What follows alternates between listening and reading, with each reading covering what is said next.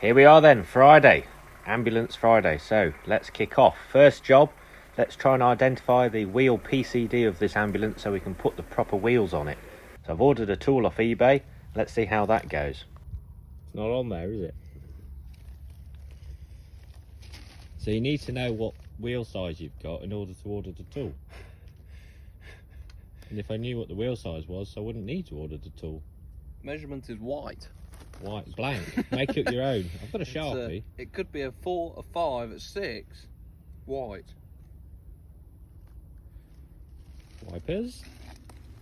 So with that tool being absolutely no use whatsoever, I decided to get on with the next job, which was improving the wipers. So the mechanism works fine.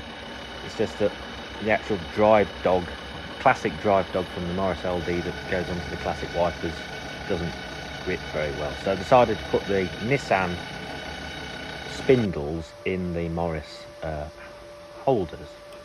So here we are. This is a Nissan spindle that I've machined down on the lathe to 1/4 of an inch diameter shaft, then put it through the housing and then re-welded the lever on the back that drives it. So there's an old one, there's the Nissan one, which I then took to bits. There's 2 of these, and there is the modified one on the right. So Nissan drive splines with Morris gubbins, as it were. So I did both of those. I think that's what this video is here. Yes, there we go, both of them fitted. So they will then talk to the Bosch wipers that were on the Nissan, because I bought some classic wipers to put on it and did try them, but the contact on the screen was terrible and they didn't really clear the window at all, which you can put up with if you're doing not too many miles in the classic. But I do want to use this a lot, and with it being such a curved windscreen, it's really quite challenging for wipers to actually get proper contact all the way across. They have to flex. So what I did is I got the Nissan wipers and cut the arms down and welded them back together again. I did also change them from being sort of a bent shape to a straight shape, and remarkably this worked rather well, as you can hear possibly. I then had a tip off that there were some MX5 seats free to a good home on Facebook, and I wanted to give these a try to see if they could get the seating position low enough that I could see out without having to move the engine down and rebuild all the engine boxing, casing, or whatever you want to call it, because the seat is on top of the engine. So I whizzed over there in the ambulance, a really lovely chap, and he didn't want anything for them. I did try to pay him because, you know, it's only fair, but he didn't want anything. He was really pleased to see the ambulance, thought it was great, and I got back and got on with starting to fit them, and we were in luck.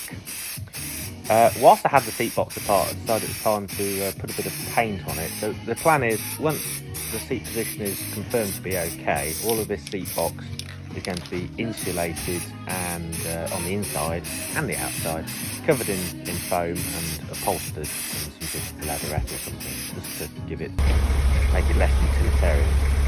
So with those fitted, I couldn't help myself but to go for a quick spin just to check. You can sit in the seat and look out the window so you can see, but it's very different when you're actually driving to see how you feel. Do you feel like you can't see? It's like when you drive along in your headlights, you just feel like you can't see very well.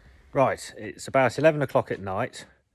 I've cut my hand. I've had a bit of a mad frenzy. I've managed to get some MX5 seats. Somebody was advertising them for free for collection from Rugby. So I've zoomed over there and got them, come back and had a mad frenzy cutting out the KA seats and mounting these ones. And we now have a seat from which I can see out of the windscreen without stooping down or leaning right back. So that's the result. I've only got one in there, but I've been on a test drive, I've welded it in, been on a test drive, and it's much better. And I've put the shock absorbers on. These are rear classic mini shock absorbers. So again, finger in the wind, because there's no information on the internet about the length or the stroke or the resistance.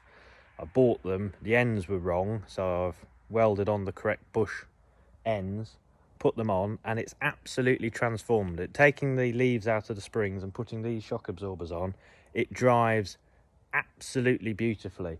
And now, with the MX5 seat, I haven't had to drop the engine down, and I've got a relatively, well, it is a comfortable car seat, and it's just the squab is just that much lower. I can see out of the windscreen. And then with the amazing headlights, and the power steering, the power brakes. It really is pretty good. It does drive like my 15 plate Land Rover, and that really was the aim with this van, to try and build a classic van that would drive like a modern Land Rover. And I'm pretty pleased with that.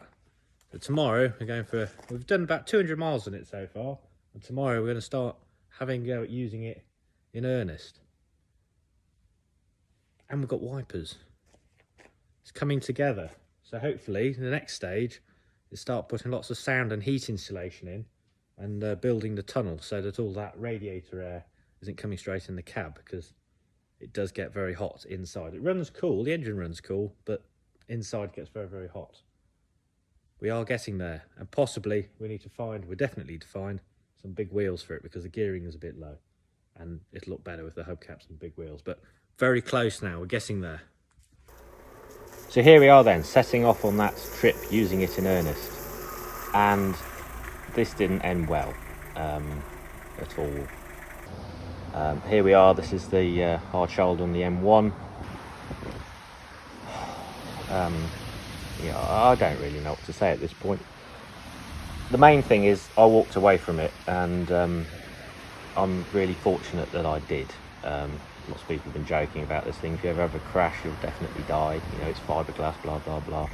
And there was a moment when I was having the crash that I really did think, this is it.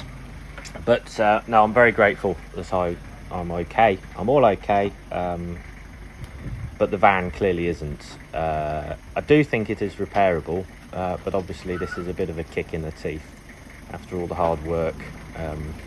Yeah, it's in a right old mess.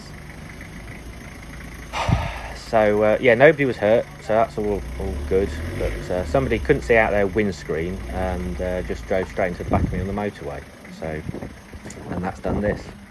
So pausing proceedings, I'll try and work out what's what, but that's it for now, unfortunately.